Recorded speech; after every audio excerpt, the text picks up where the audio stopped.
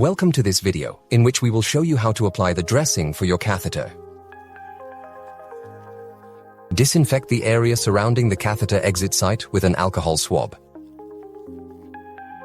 Be sure to allow it to have an exposure time of 30 seconds before proceeding. It is also important to ensure that the skin around the catheter is completely dry before applying the new dressing. Place the foam slit compress around the catheter with the slit facing upward. Roll the catheter like a snail and place it on the compress. Then cover it with gauze compresses. For better application of the dressing, remove your gloves if necessary and disinfect your hands.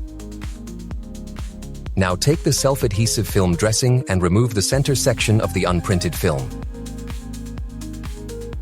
Then remove the printed film to expose the adhesive side. Place the dressing centrally over the gauze pads and press it onto the surrounding skin. As a final step, remove the frame and the two edge strips and smooth the film dressing from the inside outwards. To empty the reservoir, you will need a cloth, scissors, and a plastic bag. You can reuse the reservoir packaging for this purpose. Put the reservoir on the blue cloth. Open the pinch clamp and lift the tube so that the remaining liquid can drain out. Close the pinch clamp again. Now cut off one corner of the reservoir with scissors and empty the contents of the reservoir into the toilet. After emptying the reservoir, place it in the plastic bag and dispose of it according to the local regulations of your city or municipality.